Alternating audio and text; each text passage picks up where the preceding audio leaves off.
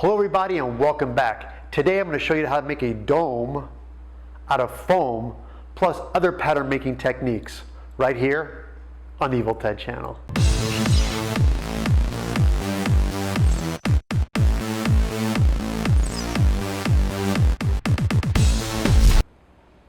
Here we go. In order to make a dome pattern, we need a dome to pattern from.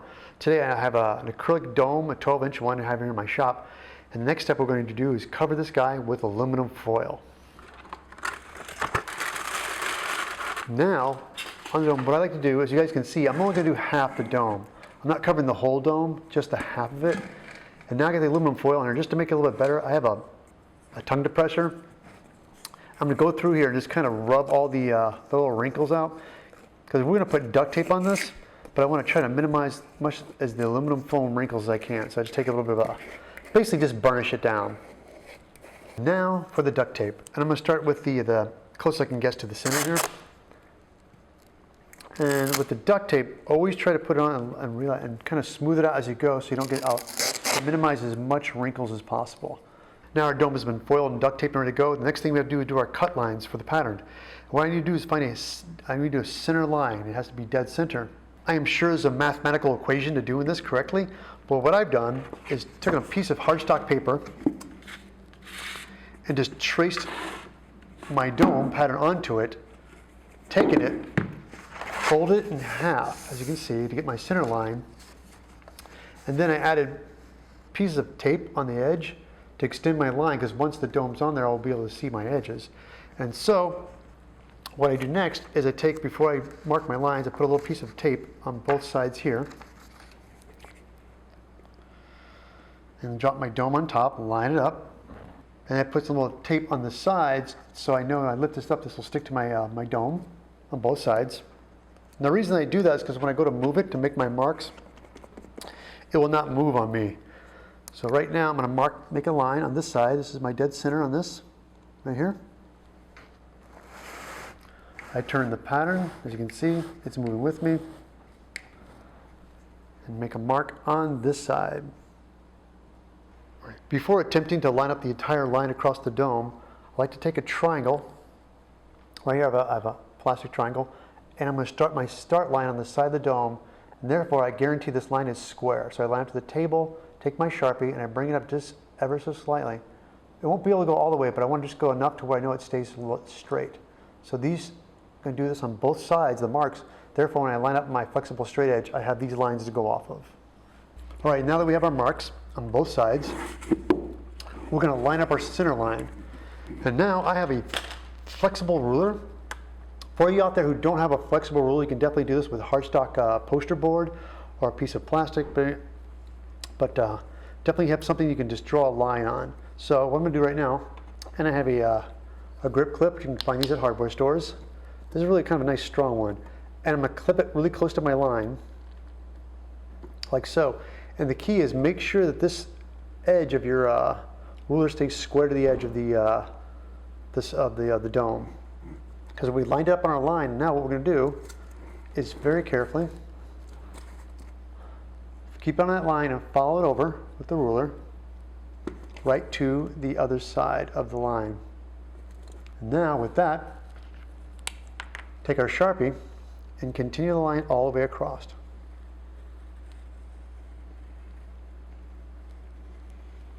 All right, now we have our center line. The next we have to figure out is the distance, the equal distance for our secondary line, because we need a line to go in here, but I want to make sure it falls dead center. So this is where it comes in handy with kind of getting the center of your piece and do a little fabric measuring tape. That's 4 3/4, hold on. Make my mark. There you go. Now I know this is dead center. Now once again, guys, if you don't have a measuring tape, you can take a strip of just poster board or cut a thin strip, cut it to length, fold it in half to make sure you get your dead center. So now I have this dead centered.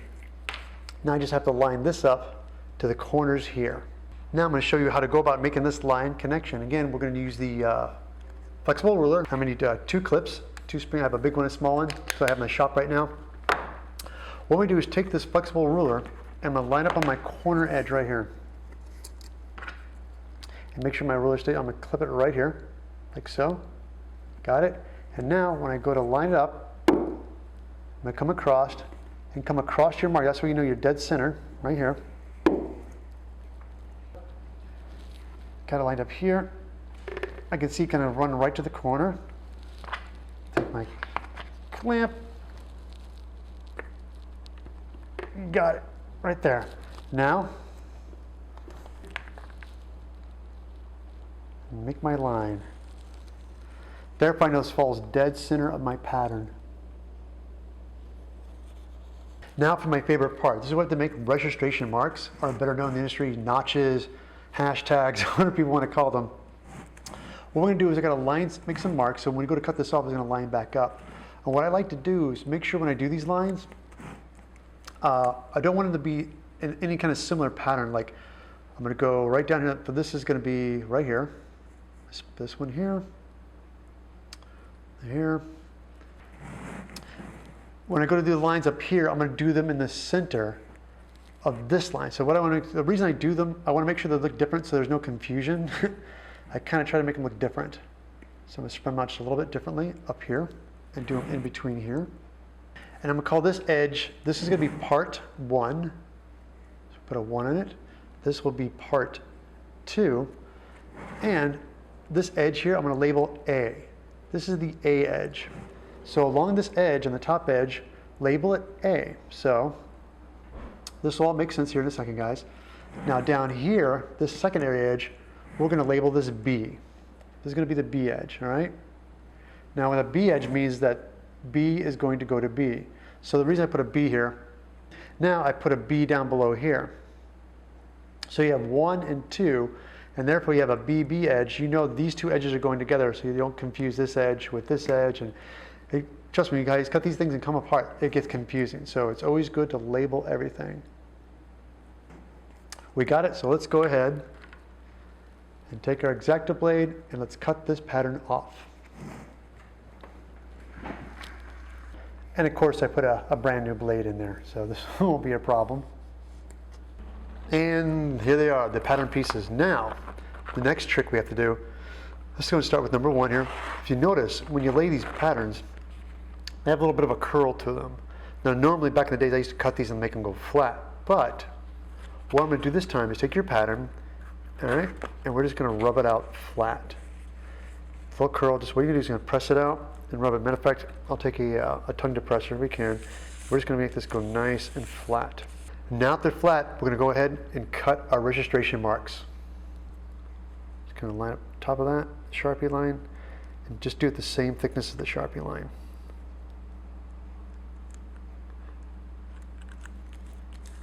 All right, I got my registration marks all cut out. The pattern's nice and flat. Now what I like to do is transfer this onto hardstock paper. Most people say, could you just pin this on? But you can, but it's kind of duct tape and it's kind of wobbly. It's not as good. So to get a really good pattern, I like to make a paper pattern, like a poster board pattern. So how I go about doing that, I get to go ahead and get a floor mat. Just like this. The reason we're doing that is so we can pin them. So put a foam mat down, get some poster board, and lay them down. And now by doing this on the foam, I can pin them directly down.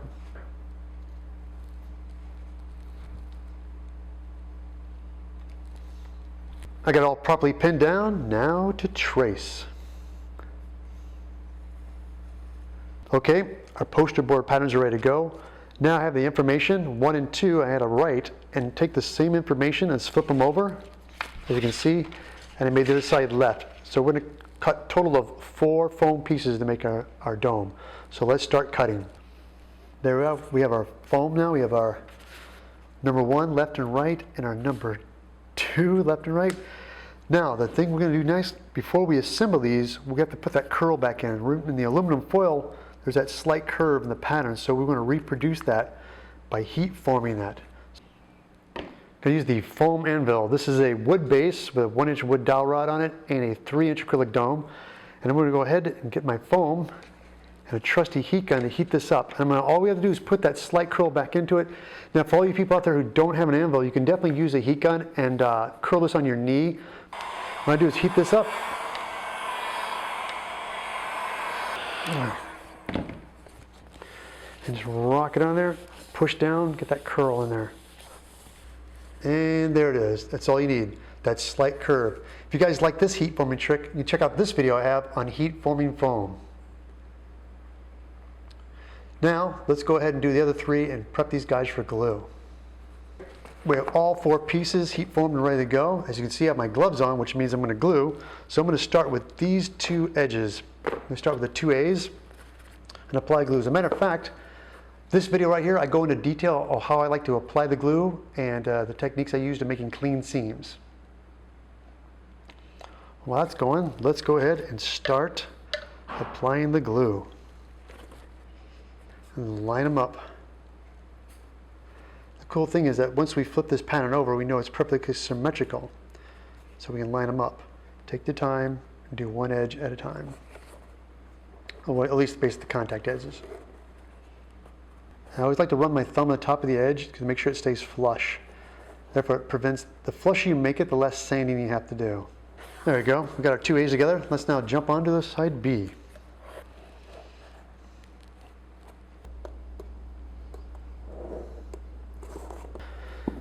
Here it is, our foam dome. Now the next step I like to do is to heat the foam back up, and it'll take all the deviations out and make it a little more even. But the barge cement is too fresh right now, and if you take heat to it, it's going to probably delaminate. So what I'll do is give this a couple hours and let this dry, and we'll come back and we'll heat it up. Okay, it's been about 2 hours. It's going to dry, so what I'm going to do is going to heat this up, and that will make this dome a little bit more even. So let's go ahead and fire up the heat gun.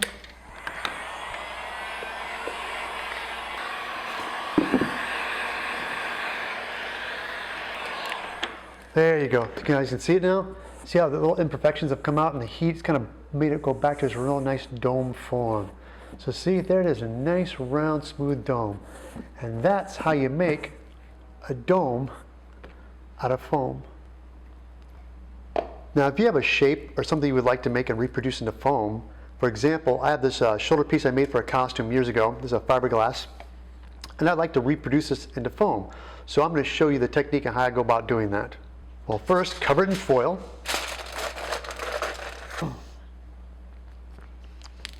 Now, to cover it with duct tape. Now we have the duct tape on. Once again, I'm only doing one side. Since this part is symmetrical, we only need one side of this pattern. Now, I need to find the center, and I have some flexible measuring tape. But if you guys don't have that, you can definitely make your own. I have a piece of paper or a poster board. What I do is I cut the exact length I needed from corner to corner. This is kind of a simple, cool, low-tech way. You just take this, then fold it in half. Fold that like so. And then I just go back in with a Sharpie and make a mark on my crease. There we go. And that is our center. So I'm going to drop this guy in like that.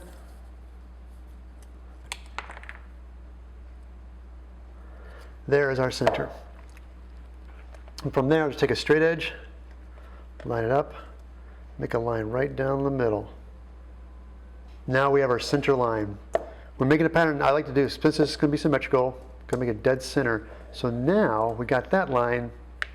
The high point is going to be our next dart. So I am matter of fact, let's make that line straight, shall we? Give me a little straight edge on it. We're going to make our line. Okay, you know, now I look at it, the more I look at it, I'm not particularly happy with this line. I think it should come down a little bit lower. But the cool thing about this is just duct tape and Sharpie, so you can get rid of that line. I have a paper towel and some alcohol. So if you're drawing your lines out and you stop and look and realize you don't like it, just go ahead and take a little alcohol and a rag, and you can wipe your Sharpie line right off. See? There you go. So therefore you have to do it all over again. All right, there we go. We got our lines. The next step is registration marks. This is going to be small, so I don't have to go too crazy. Just go one here. All right, now let's cut it off. All right, guys, went ahead and fast forward. Got done the duct tape, transferred the paper pattern, traced them on the foam, cut them out, heat formed them, they're ready to go. The reason I came in, I'm going to show you guys, when you get the little, the V cuts, the best way to glue is you get your pieces of scrap foam and get your glue and I always kind of like to brush it in here, but when you get the glue in here, it gets kind of built up and messy, and you just want to make sure you don't have the buildup on there. So get a little piece of scrap foam, tapered, and you go right in there and just wipe it all the way to the edge. So you make sure you get your corners. Now, right down the middle, line them up. Right, there it is. Then I go ahead and let the glue dry. Went back in with a heat gun, warmed up from the inside, kind of smooth the thing out. And there's our representation of this. So we took the pattern off of that to make this, guys. And that's how you go about reproducing shapes that you like and make them into foam costume pieces. And that's how you make a dome out of foam, plus pattern other parts. Also, I want to be clear, if you have that cool shape and you make that duct tape pattern and it doesn't work right the first time, no worries, you still have your shape, just make the pattern again. I know it takes a little bit of a while, but stick to it, you will get it. Matter of fact, while you're here, don't forget to subscribe, and also go to my website, eviltedsmith.com, and get on my mailing list. As a matter of fact, while you're there, you can go to my store where I have patterns for sale. You can go to my supply list and do a little shopping through Amazon. The more shopping you guys do through Amazon always helps me. So recently, I just set up a fan funding. If you guys like what I'm doing and you want to show your support, donate what little you can. It's great. And in return, you support me. In return, I will support you with more knowledge on foam fabricating. Because don't forget, I have other videos here to watch. You can follow me on Instagram, evilted_channel, Twitter at evilted40, and Facebook, evilted. Thank you so much for watching. Catch you back next time right here on the Evil Ted channel.